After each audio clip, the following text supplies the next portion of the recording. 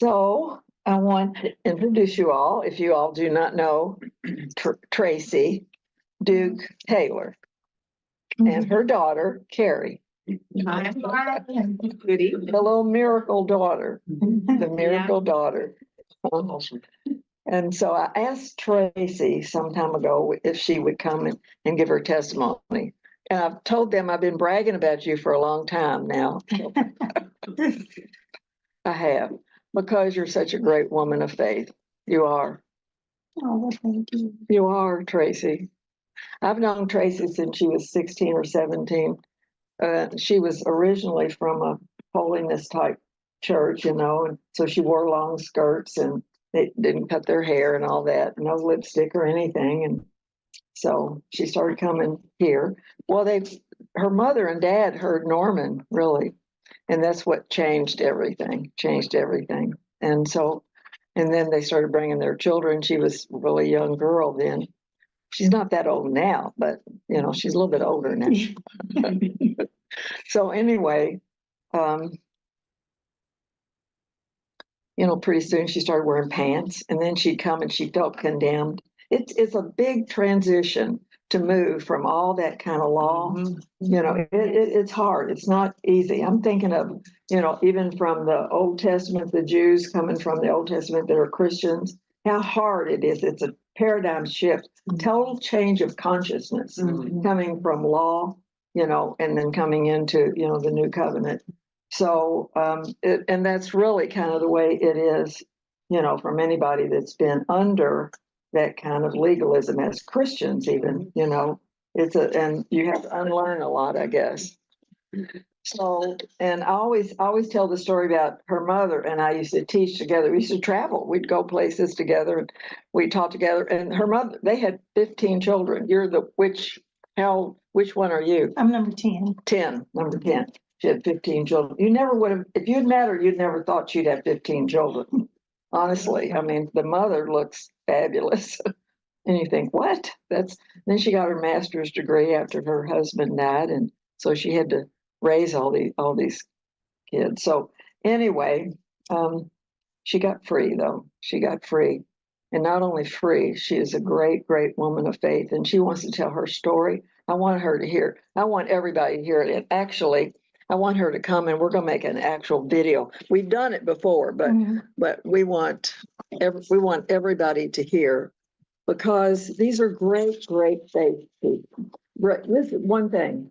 When the problem came, and she'll tell you all about it, she said, I don't want anybody telling me how to have faith. I don't want to have any recordings to listen to. She says, I have to hear from God. I have to hear from God. No. And that was her mother as well, was exactly the same. So I'm going to turn this around.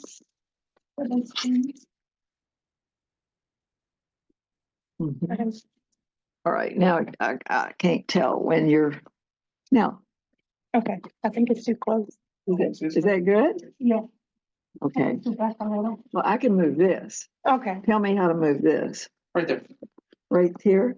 A little higher. Pull back. Yeah. There you go. That's good. Okay. All right. Introduce yourself, Tracy. Okay, I'm Tracy Taylor, as she said earlier, and this is my daughter, my youngest child, Carrie. I guess if I had to tell the story again, when I initially told it, I just told of her involvement in faith. And now I realize I need to go all the way back because there's a thread now that I see. And if I started out now, I would start it out with my son, Will. He was my first, and all my siblings had healthy kids. And he was having asthma attacks, and I was going into the hospital all the time. This was at a time period when asthma was not as common as it is now. So for me, it was like, okay, God, why is my child sick? And I think one time we went to the emergency room and we had to stay in the hospital, but he sounded like a robot. Everything was in there. And you know, like when people smoke and there's an electronic kind of sound. Mhm. So he was sounding that way. So I was really kind of struggling. And so I always say God broke me into faith. Broke me into faith. And so he broke me into trust. It was not anything I read, anything I could conjure up, nothing that had to do with me at all. Zip, nada, at all. And so from there, I began to see, because I remember when he was born, he was really small. And the doctor told me he's going to be a runt all his life. And I remember instantly my spirit said, no, he's not. He's 6'1". So he's far from a runt. But also that kind of just, it set something about God when he started healing him. Because they had told me that he'd always be asthmatic. He's done sports. He's not really taken a little inhaler since he was like 3. He's done sports. He's been active. In fact, I have to remind him that he has asthma. I don't even know if I do it anymore because he hasn't had any symptoms. But normally when you're as severe as he was, that's it for life. So that's the first weaving of the thread of the journey. Okay, so then she comes along. And when she's born, she has everything wrong. There's absolutely, they told me she couldn't hear. They ran tests on her several times. She's not passed a single hearing test. The list was just a hole in her heart. In fact, 2 holes in her heart. The list was enormous. Actually, there was nothing more right, to the point that I was like, okay, God, I don't know what to do, but if you let her live, I can love her. I don't have any medical degrees. I don't have any knowledge, but I can at least love her. And so then the journey started being where all of a sudden God started moving and showing himself. So I've got little cheat sheets because it's been a while. She was like on 12 to 13 different medications. And they also diagnosed her with cystic fibrosis. They don't live very long. I think 11, 12. And so when they tested her, one would be negative. Then the next would be positive. Then the next would be negative. Then the next would be positive. Then the next would be negative. And it would never be the same, so that she would get and I was telling Sylvia, it was like she was shedding all these diagnoses. As soon as they would try to get them like a winter coat, she was like taking them off.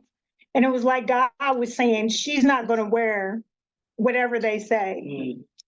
And so I'm trying to see if I could keep it in order. So when I knew she could hear, I have a middle son. I have 3 kids. And the middle son used to hang on me like I was a jungle gym. And at the time it was like, I'm washing dishes and here he is. And, you know, at the time I was a young parent, so I didn't really pay any attention that he was using my legs and hanging on my legs and hanging on my stomach. But when they told me she couldn't hear, you know, all these tests, how am I to know she can't or can? The test says she won't ever. And so I look up one day and we're holding her because she's still in the ICU. And so he comes in and he's playing on the doorknob. Well, she's killing herself to look at him. And I'm like, oh my God, she's hearing him. And so from that point on, I knew she could hear, no matter what the test said, because she heard him. She didn't respond to any sounds. You could drop something. Her dad talked, I talked, no response. But this little bitty 2-year-old came in and she's just like she was literally unresponsive, but she was doing her head backwards, killing herself trying to find where he was. And I was like, you know what? He sat right there hanging on me all the time, and she knows his voice. Wow. So she's looking for him. That's it. Wow. And so to me, that was God's way of saying she can hear. Mhm. And I don't know why she's not registering. So of course today she passes all the hearing tests just fine. But back then, the other thing, I'm trying to see if I could keep, it really was a lot. When I took her at 4 months, the therapist said, we spent an hour talking and we were like, she is never going to be anything. She's not even going to be able to push herself in a wheelchair. She is so hypertonic. She was like a chicken, you know, like when you take them loose, they spring back. And so she was so tight that they were like, she will never be able to even operate a wheelchair. And I just remember thinking, I just really didn't fight anything they said. It was like, you know, God, she's yours. So then to this day, I still don't know where the idea came from. I would take and lean her over my arm and I would move each leg because I was like, she's a toddler. How do you tell a toddler instructions? How do you tell a toddler you want them to walk? Right. There's nothing you can say. So I'm like, but her brain needs to know what I'm looking for. So I would bend her over my arm and I would just move each leg. And all the doctors were like, when I would say, well, one day she'll walk, they all looked at me like, you poor pitiful thing.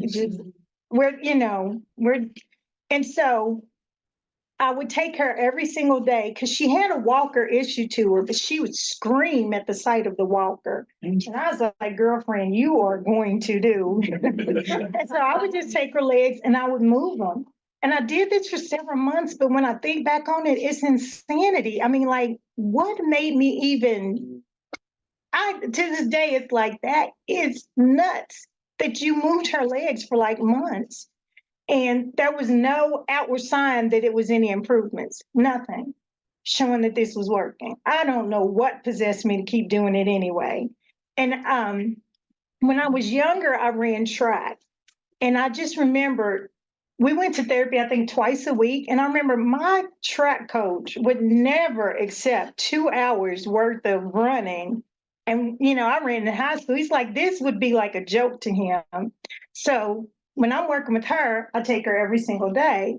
Well, one day I looked up and I was sitting on the floor and she walked across the floor.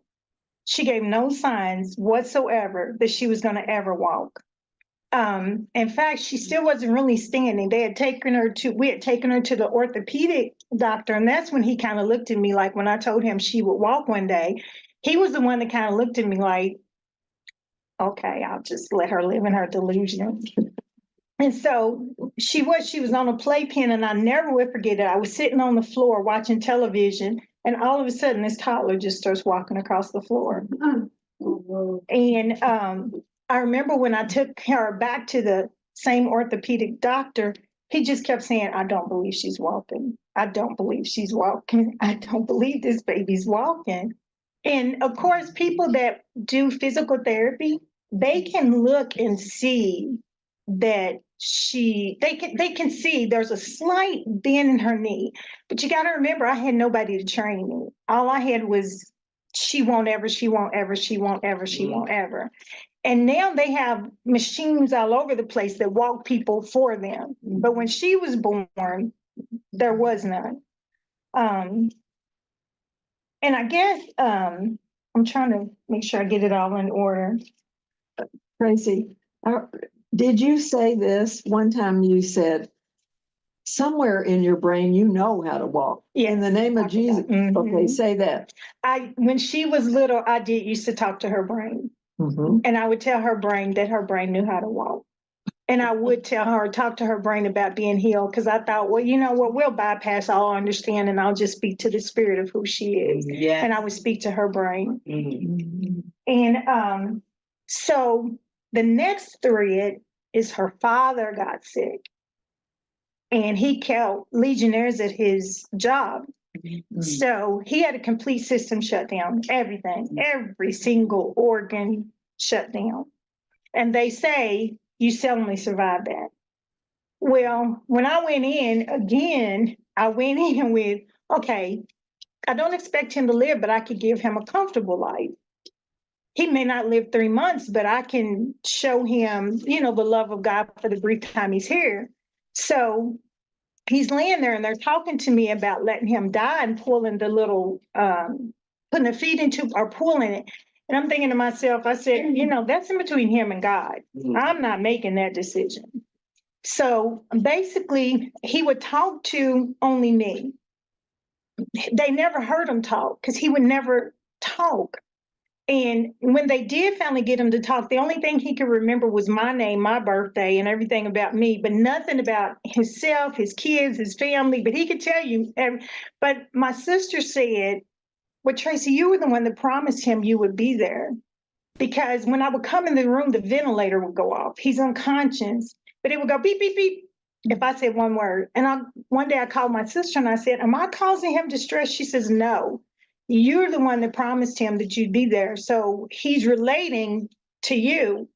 And so I arranged it with my family where somebody would stay with him around the clock. So we kind of read to him. And I did read him The Purpose Driven Life, chapter 2, which says your life has a purpose. And I never will forget, one day I read it and I opened to read it. He went beep, beep, beep. And I was like, what's going on? And then I started again and go beep, beep, beep. And I said, are you tired of me reading chapter number 2 of The Purpose Driven Life? And so then that's when I just read the newspaper.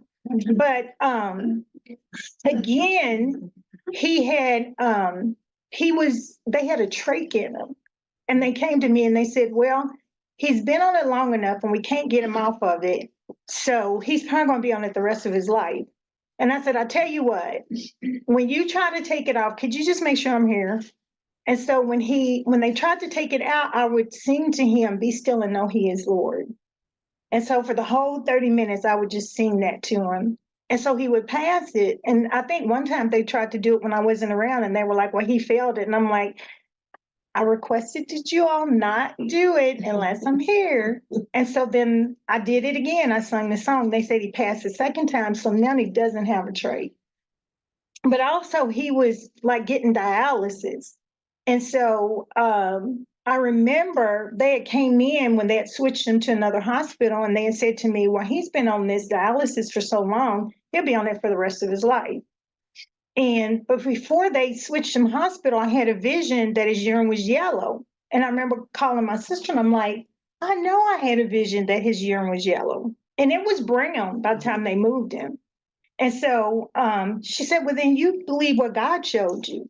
And so it was still like a couple of weeks. And so I started getting water. Like I said, I don't have a medical degree. I don't have anything. So I'm like, I know your kidneys need water. So I would go give him water. And I think within 2 weeks, they turned yellow. And the doctor walked in the room and his urine was yellow. And also, when I took him home, he was a vegetable. All he could do was like look at the ceiling. And at one point, we were going to put him in a nursing home. But when I went in there, the walls were all white and they had like 9 people in there and they always staring at the ceiling and there was no simulation. And I was just like, this is not going to work. Mm-hmm. So I was like, he's got to come home with me. I don't have any training, but they literally had a room full of people just leaning at the ceiling. I was like, there's nothing in here. So when I took him home, I have an oldest son and he's 6'4", 6'4", 6'5". Yeah. And so he would kind of help me some. And so what we did was I started working with him on walking. And then he started walking. I didn't kind of do the same thing as her. With him, I did my trek exercises that we did for track where you got to lift your legs like a horse. And because again, they didn't expect him to ever walk. They didn't expect him to talk. And I had literally just graduated college and I had taken diction and voice lessons. And I just said, you know what? Maybe God meant for me to take diction and voice lesson for him. And so I started using the techniques that I learned in class on him and he started talking. Wow. And so now I've got to admit that there became a stop point because his family kept attacking me because they wanted to take over. And I'm like, I'm not taking over. This is all God. This is not anything. This is not, I don't know the whole story. All I know is at that point, I was like, okay, I can't tend to him and do this too. So the progress started leveling off. But up until that point, the insurance company kept getting upset because they were like, the doctors give you whatever you ask for. But the doctors couldn't understand why he was getting better. He should have been a zombie and remained a zombie. And so for them, it's like fascination. Like, I have no medical degree. I'm not a nurse. I'm not a physical therapist. I'm not anything. Why is this man getting better? That literally for months laid in a bed staring at a ceiling.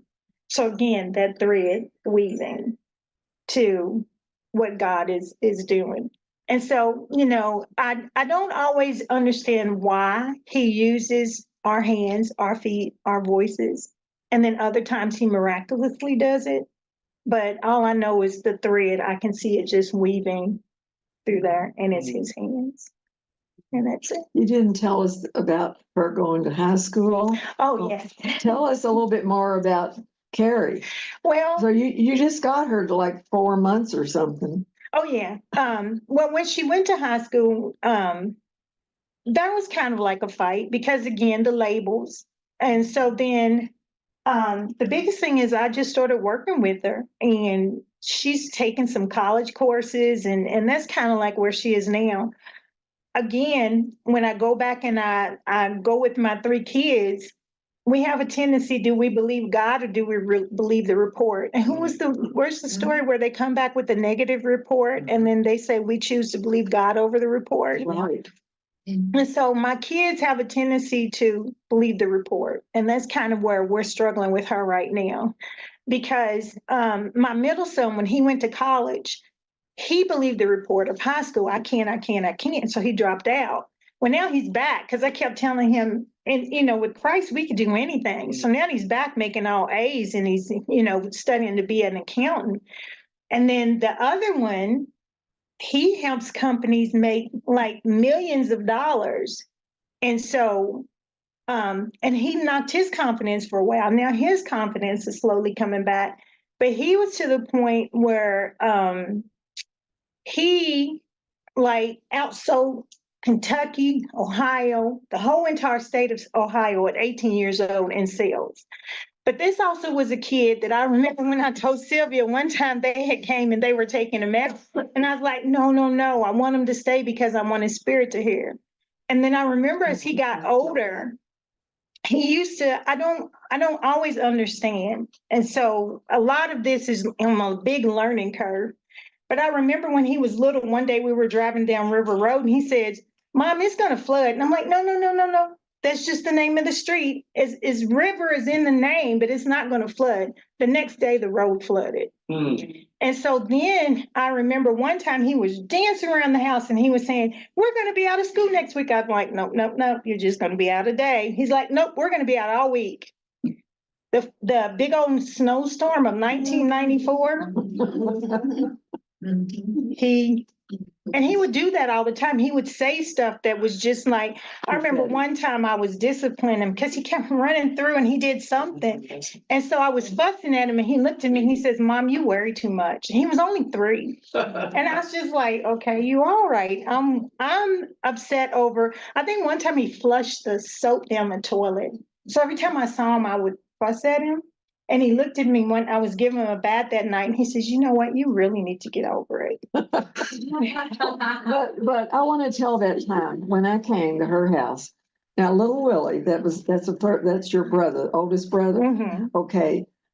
He was just holding on to the coffee table and walking around the coffee table. And I was teaching and I was, sharing and teaching. And so one of her sisters came in because they were watching kids in the other room and wanted to come get little Willie. And so Tracy said this, oh, don't take him.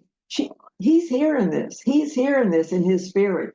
And one of these days he'll be able to say it and talk about it. And he won't even remember how it came. So, I want him to hear every bit of it.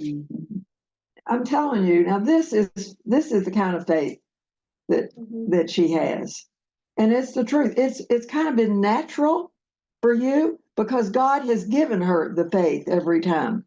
Really, he has. And another thing that she always said, she always took her to the doctor, and she didn't make them wrong. If they she didn't make them wrong. Like, I know better than you, she would just say, no, I just serve God and he's got the final word. The doctor doesn't. But she wasn't making them wrong. A lot of faith people automatically make the doctors wrong, because they're not in the same kind of faith. I love that about her. She didn't do that, gave them their place, but God has the final word. And I always love the way she said that Carrie, and you said it too. You said, Carrie, every time they put labels on her, and she would take the labels off like a winter coat. She always said that to me. I said, Tracy, don't ever come over here. I don't want you to even talk like me, because I want you to, I love the way you say everything. It's just so precious and so great. I mean, I do. I think it's just great. Now, Carrie, now how old are you now? 27. 27?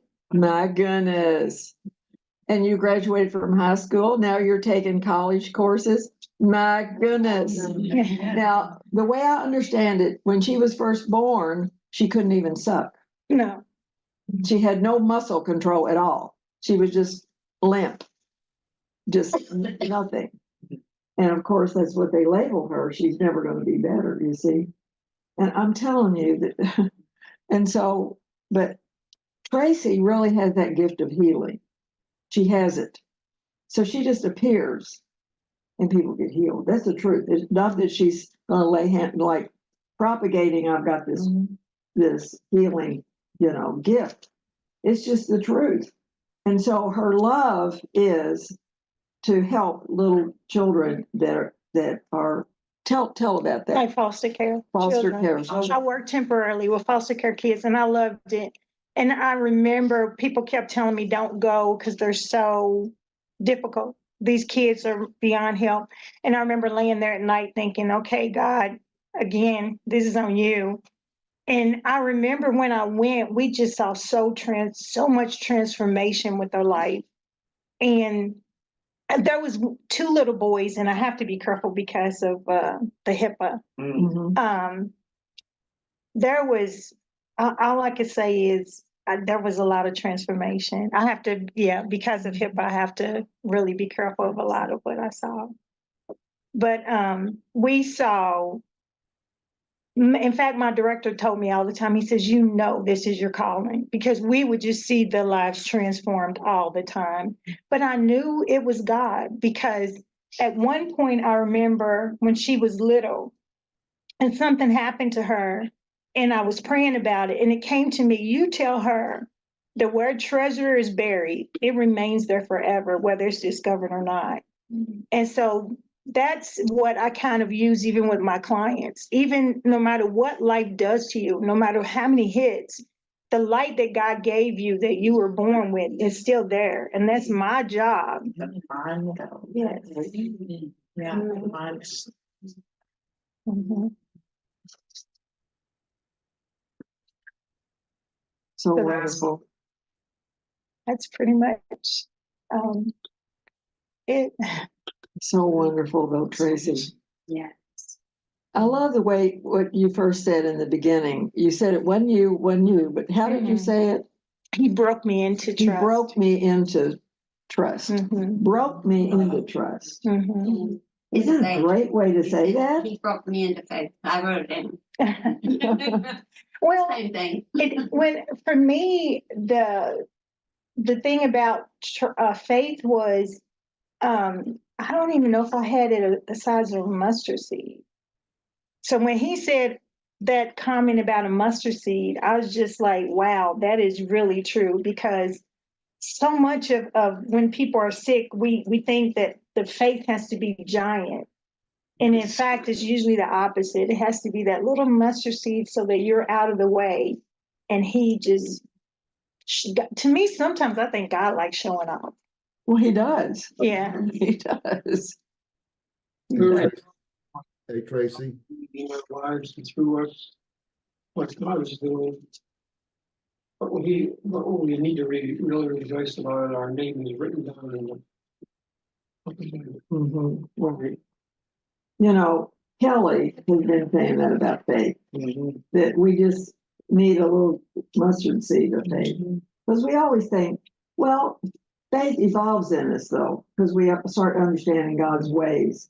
And we move from little children's faith to young man's faith to fatherhood faith. So we do. Mm-hmm. Okay, but it's the faithfulness of God. I mean, faith actually, it says, is one of the gifts of the Spirit. but what our theologian said is being faithfulness. So we're depending on his faithfulness to have faith in us. I like to say it like this: I trust him. And so he's the faither out through me. And I don't even come up with it. Really. That's exactly how she's saying it. It's like she's coming. So he gets all the glory, Yes. you know, and he wants to show off because he wants people to experience his glory, you see. So I believe it that way, that we just trust the Lord.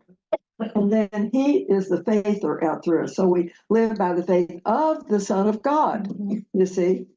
So it's hardly us at all, maybe a little mustard seed, just like Kelly says. And God overshadows that and really brings forth great things. I mean, did Abraham know what he was doing? Right. No. I think most of the people had no idea what they were doing, and they found out later, oh my gosh, that was faith. That was God's faith in me. And that's her. That's you. You know. I got a question for you, Tracy. So, you know, you got the asthma situation with your son and all that, and she comes along, have it, then your husband. I mean, it was one of these things that people just say, how much more is going to happen to you? You know what I'm saying? I mean, it's just like, because it seemed like you'd get all these doubts that would come in and challenge your faith, but God would just see you through it every time. Yeah, I was gonna say, the only time that I wrote that way was the first one, was Will. By the time she came along, it was just more of, okay, God, me and you. And by the time the husband came along, it was me and you. It was no more of that up and down roller coaster. Yeah. It was fixed. Yeah. It was fixed in you. And you're just not going to take it. That's right. You're not going to take it. I do remember they sent him to, at the time, Kendrick was a place where you couldn't stay in the hospital anymore, but you weren't going to be well enough to go to the nursing home. So they sent you there to die. And they didn't really tell me that.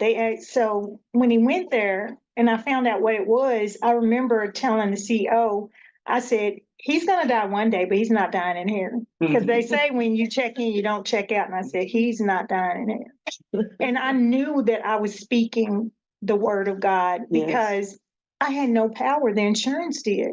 Wow. And I remember the insurance don't have power over God. That's right. And so I just thought, I don't know how it's going to happen, but you know, and I remember the day they transferred him out, the CEO came down and he just said, we're going to miss you. Cause I was just, whatever they said, I was like, I'm not fighting you all. You can say whatever you want, do whatever you want. You know, the nurses would come in, I'd be pleasant with them. The doctors, I'm like, I'm not fighting you all. You know, the simple fact is he will not die here, but you all can fight, but I'm not going to fight. You were just believing. You weren't fighting, you were believing. You were just saying, too bad for what, you know, this is it. This is what's going to happen.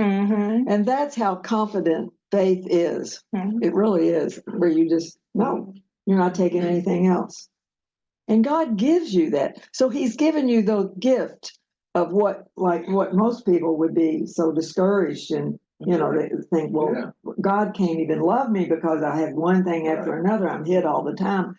But through it all, it grew you up in faith. So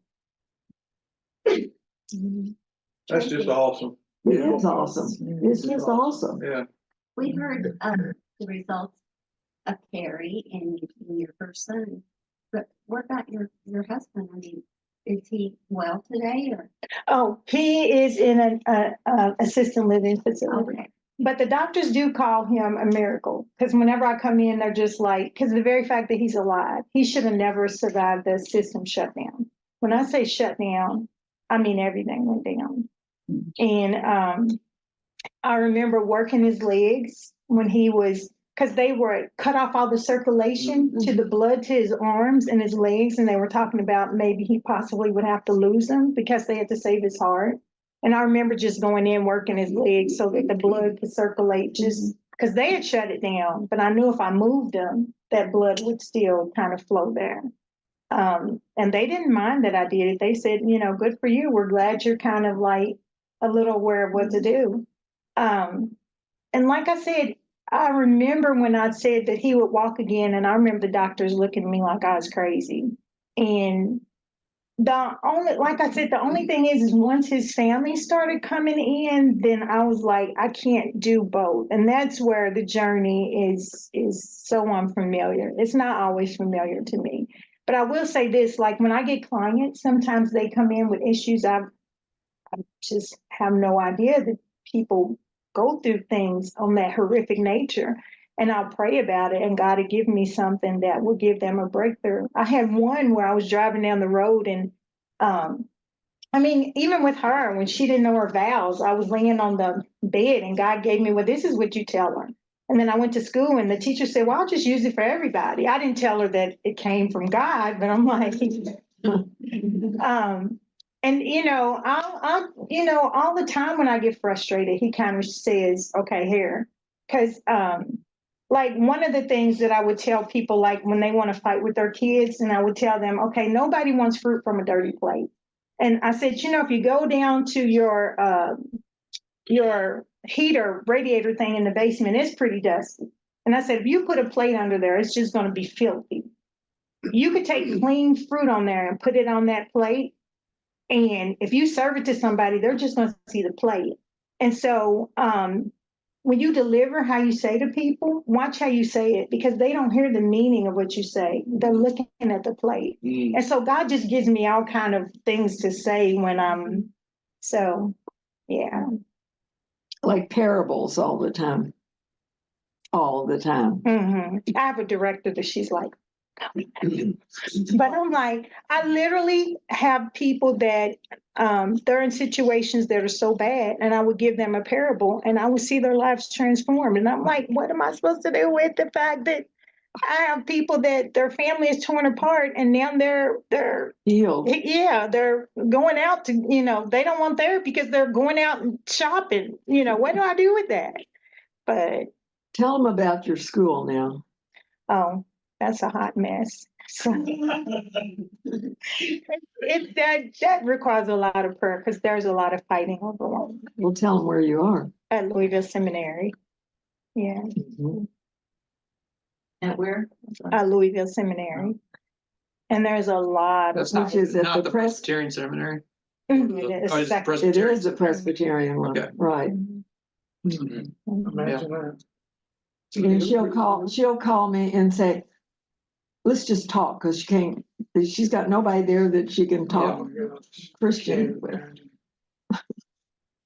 Nobody So there. you're currently in school. Mhm. Okay. Now, why are you doing that? I love working with the broken. I love seeing God turn people's lives around. People I think are hopeless, I just absolutely love seeing God turn their lives around. Because I literally have clients come to me that say they feel like junk, or they feel like they are so broken, there is nothing under this sun. And I'm like, oh my God, God can do. And I just love seeing him, like even with the foster care kids, I love it. I love seeing, you know, I just think about the different things God gives me to say to people, because sometimes I'm like, I don't even know where some of the stuff that I say to people come from, but it resonates with them because I'm praying about them constantly. And I have seen majority of my clients have turned their lives around, and some of them, their lives are, if you ever read it in a book, you'd be like, there is no way under the sun this person like would ever turn around. And I have seen it time and time. Hallelujah. You're a Christian counselor, or what is your clients? What are you? We do get to pray with them, but no, the clients are. And you're a counselor? Yeah, just a counselor. Okay. Yeah. And even though it's supposed to be a Christian institution, well, that's a loose word for that. Sure is. But we can pray with them, which is one of the reasons I liked it. But I pray for my clients all the time. But I've seen lives where in the human realm, there would be no hope for them. But I'm like, I love seeing God just do his work. And I would say the majority of them, because I guess even with addiction, and I got to be careful because of HIPAA. Sometimes I get people, and this is even, I guess I can say this because I get people outside of the therapy, and so they don't mind me telling theirs, where everybody around them is addicted. And I've seen God turn their lives around. And I've seen when he turns one around, it's like a big chain reaction where another one will come with them. Oh, wow. Yeah. So I love working with the broken. Love it, love it, love it. Because I don't believe that in God's eyes, there are no broken. Because the moment he told me with her that once treasure is buried, now when I go see a client, my first thing I think is, where's that light? Where's that light of God that's in you? Whether you believe in God or not, he believes in you, and where is it? And that's what I go for. Wow. And that's what I pull on whenever I'm working with Do you them. tell them that? Some I can, some yeah. Because I get Christian people that the church can break you too. So I get some Christians that come up in there and yeah. The verse. Church can be a steamroller. Oh, yeah. That's right. Could you explain that a little bit more? Oh, not as good as somebody like Sylvia. No. I think she's just saying that the church can steamroll people in the fact that, like, if they're super religious, if they're law, if they're they're not giving them life, and so that piles up, and people can get 10, 20 years into that and be completely lost, completely broken. But they're part of a church. They call themselves Christians. And when the church breaks you, where do you go? Exactly. Well, right. Who's safe? We experienced that when we moved here.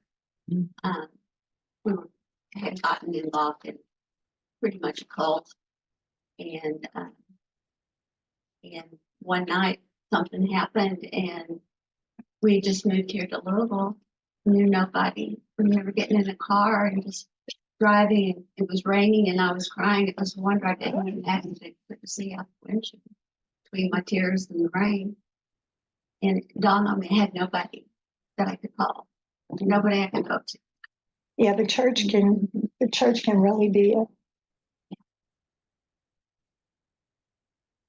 yeah. So that's pretty much it. So great. Yeah. That's so great.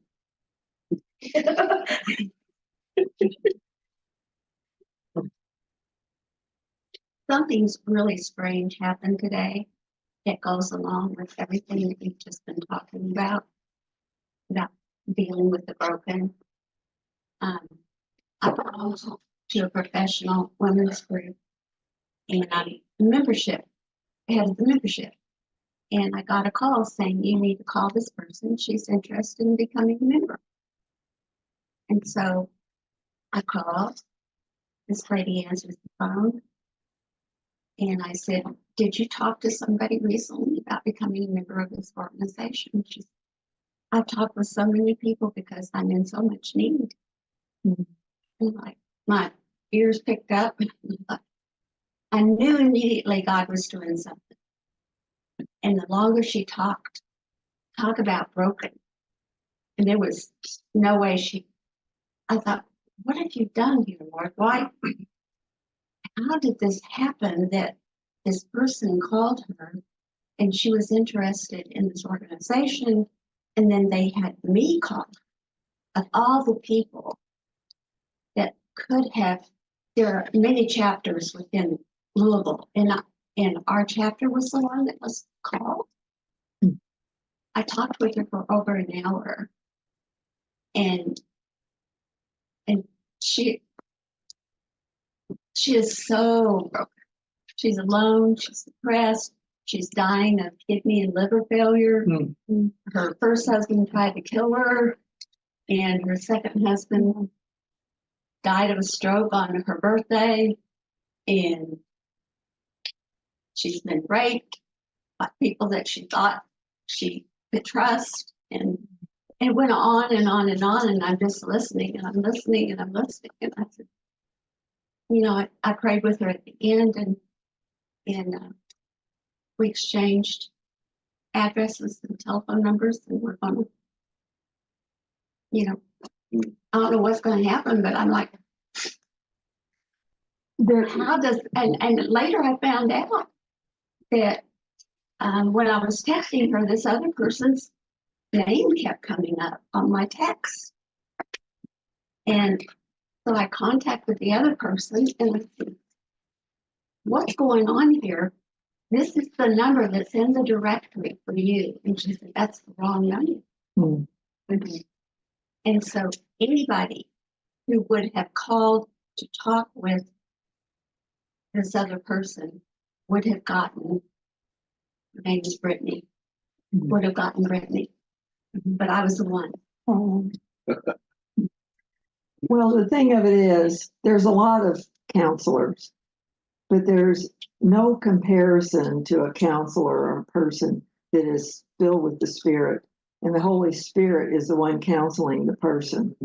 You see, sometimes we have so much know-how that we go by what we think instead of really hearing what the person really needs. And it's good. I always say it's good not to know. I like exactly what Tracy is saying. It's good. I don't know how to counsel. I don't know how to have a ministry. I don't know how to do any of it. I knew nothing. And the whole thing has to be God when it's that way. And a lot of times people that are so educated, they've got so many cliches and so many patterns that they go by, you see, and they hone you into a pattern. Well, and they put a label on you. You're this, this is your problem. And then you're stuck with that and believing that you just have to live with the rest of your life. So without this kind of faith, that we don't have to take any of that. And I love the way she doesn't make the doctors wrong, but they're not the final word. That's the point. That's the point. Because a lot of faith people, they think, well, the doctors don't know, and we're the ones that know, and they get kind of high-minded about it, you see. We don't have to be that way either, you see. We don't. And it's humility, really, that wins. Love and humility is what wins, you see. And so, I mean, and God has gifted every one of us. Every one of us have special gifts. We do. And that's her special gift. I think it takes the emotion. The emotion is out of you, and it's just faith. It is. It's not like you get angry if they come in and say you challenge them. And yeah, right. It's just like, hey, you're being kind to them. I hear what you're saying, and they're just telling you what they think they know. Well, it's but you've got a higher. It's two different levels of understanding. That's exactly right. It's how the world sees it, and how they've been trained to see it. And they're doing the best they can. Right. So you have to give them that. I always build them up, you see. Right. And then, but we not just a higher power. I hate that because we know who it is. Right. It's really the Lord. The Lord is our higher power, and He has the final word. And you know what? He loves it when we will not take it. When other people say this, and I can, remember, and I've always not liked counseling for that reason because of the labels. And I think you get people stuck on those labels, and they get stuck and they believe it themselves. The coats. And they do. And you see, and it's unbelief. It's really, and so I say, I don't want to be analyzed that way, So, I don't even like the different 4 personality types. You know why? Because you don't know what kind of personality the Lord's going to come out of you be. Maybe a combination of any one of them at any time. Because you're waiting on the Spirit.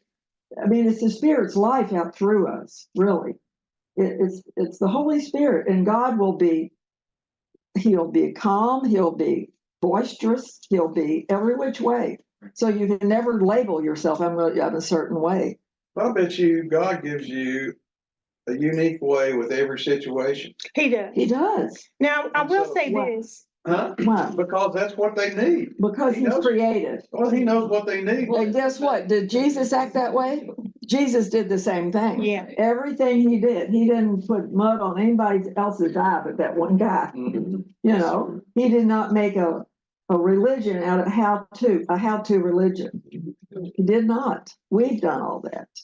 This flowing in the Spirit and meeting every challenge by the Spirit, and, just living in total faith. I mean, she says, I have no degrees on that. She's in college now. Tell them why you went to the seminary. Why? It was just basically the foster care kids. But I will admit that when they teach the methods, a lot of time when I go write my notes, I did tell the director, I said, I do struggle because how do you put that God helped you? Yeah, right. God did. What insurance company is going to pay for when you put that in your notes? But she told me it was okay. She said that, that we sit with the clients and let God sit with them with what they're going through. And, she's working with us on how do you put that in the notes? Because I'm like, that's what I do. Yeah, right. I sit with them and I say, okay, God, I'm sitting, but I know you're the one that's going to meet the needs. So I'm sitting here but you are going to, but you have to turn in the notes as part of the program. Mm-hmm. But I just put what we say. But we're supposed to be doing techniques, and I don't have any. There's no techniques. Yeah, That's what I love. Well, it's staying in the emptiness, saying, I've got nothing. God You has to have be nothing. you. You know nothing. You're Right. not. Dad used to say when he used to work, Mom, I got somebody I want you to counsel with. I said, well, why don't you counsel with them? Oh, I can't. I don't have the right words. I said, Dad, you don't get it. I don't know. I don't know how to counsel. I don't have any words. I don't know how to do it. I want to be that way. And it's in you. Now he's the same way. See, when you really know this emptiness, then you can know the fullness of God. When you know this emptiness, and God reduces us to emptiness, He has to do it. And He does it. We can say, well, I'm surrendering all, but we're not. Yeah. He has to get us to it. He has to take us there. He has to cause us to surrender. Because, that's all, just trying to be good again. Yeah, because I got to admit, when it comes to my own healing, I don't see the same thing. On other people, I see this. There is no. What's impossible with man is possible with God. I see it, but when it comes to me, my health is like just a little chuck. But I realize that's because it's all God, and sometimes with me, I'm probably still standing in the way. Whereas it comes to other people, I'm acting more as an intercessor. Well, can I say this? Okay, one time I went with some friends of ours to Atlanta, and we went to the TBN studio. We were going to see somebody, which we weren't impressed, but anyway. But there was after that, then there was a black lady that came in, and her hands were crippled like this. She had arthritis, and her hands were crippled. And her testimony was this. I bet they didn't put this on. I bet you they didn't. She said, this is my testimony. No, I didn't get healed. But every person I pray for gets healed. Everyone gets healed. Now that's scripture. We bear about in our bodies the dying of the Lord Jesus, that the life of Christ might be manifested. Death will work in us, but life works in others. That's intercession. Mm-hmm. And she knows that. You see? So sometimes you don't get healed, and everybody else does. I mean, think about Jesus. They said, you can do this for everybody else. Get off the cross. I mean, come on. Yeah, really. Be for yourself a minute here. No. One of my favorite depictions of the season 3 of The Chosen was right after Jesus had told the disciples that he was sending them out, and they were kind of in shock. And little James comes out to Jesus, and he says, I'm not healed, and yet you're telling me I have to go out and pray for other people to be healed? Mm-hmm. What is that going to mean? Mm-hmm. And Jesus says, well, how much more impressive will it be when they see that you are walking with a limp and they're free? That's right. That is right. That's the point. That really is the point. So good. And so, and how many times do you say to people that they're just so bound up in blah, blah, blah, blah, blah? You know, if you go do something for somebody else, it's going to help you. We used to say that to Kelly all the time, didn't we? Now he's really coming out of his depression. He was so depressed. He would go to Cuba with us and others, and he was a total different person. He'd come out of himself. So, and we just, we just believed that, it's not taking it. We're not taking it. This is not the final word about these people and the people. And if they need to get worse, then I'll pray get worse. Sometimes it takes that for people to come through. Yeah, I forgot because she did actually got worse before she got better. That's right. Yeah. Yes. Yeah, it was totally not.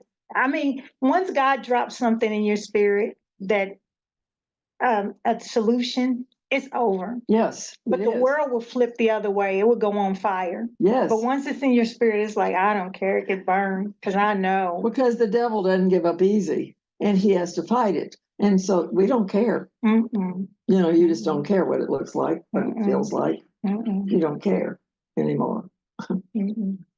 After all these years of, our son Dave right here, he has his own ministry, and it's just brought him alive more and more and more and more. He's waving. Is he waving? Yeah. There's my Dave. Yeah. All these years, lots of ups and downs all over the place. And, after a while, I don't care what it looks like. Don't care. Don't care. Oh, that again? Okay.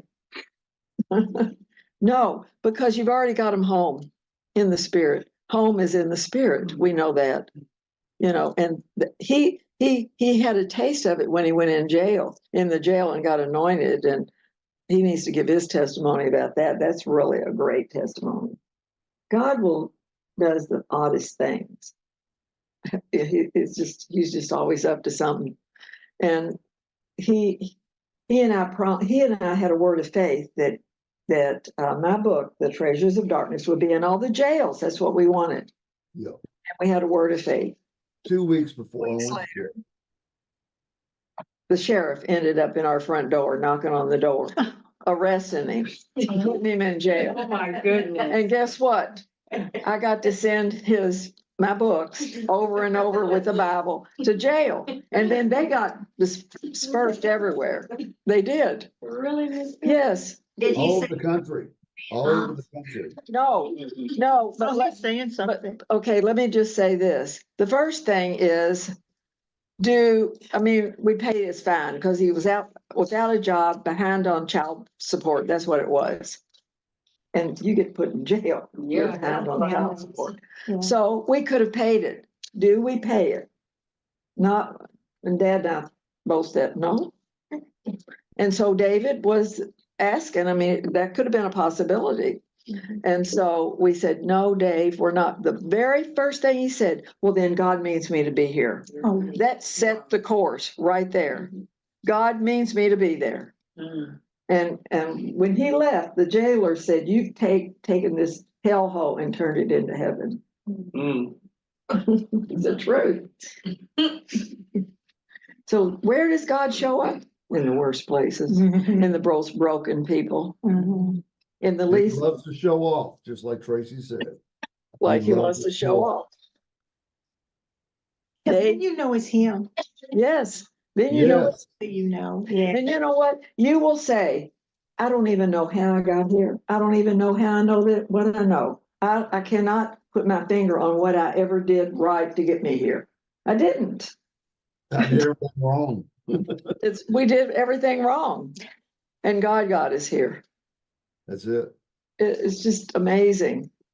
It's all perfect. It is, Dave.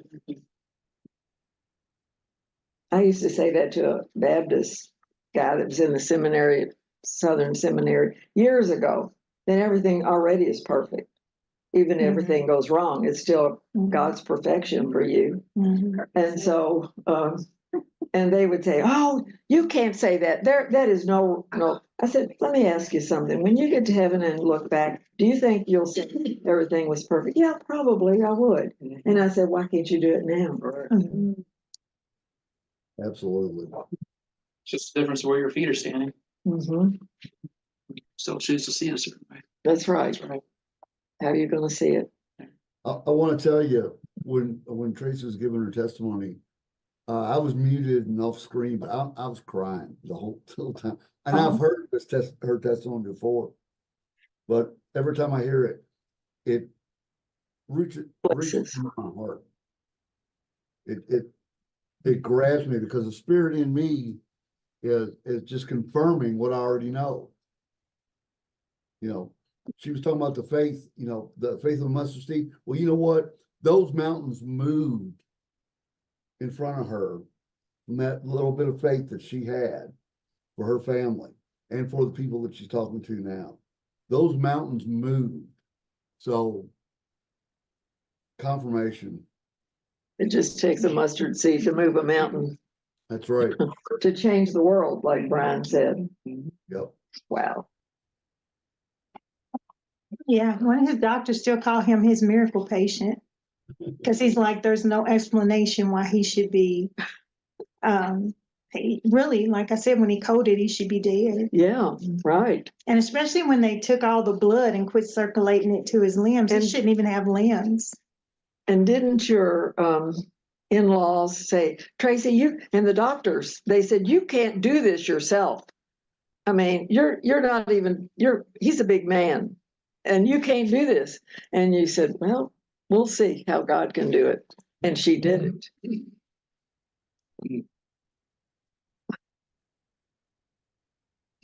So every challenge in life is meant to go in this direction. It's meant to go in this direction, this kind of direction. To show God, to show off God. I mean, she's right. God loves to show off.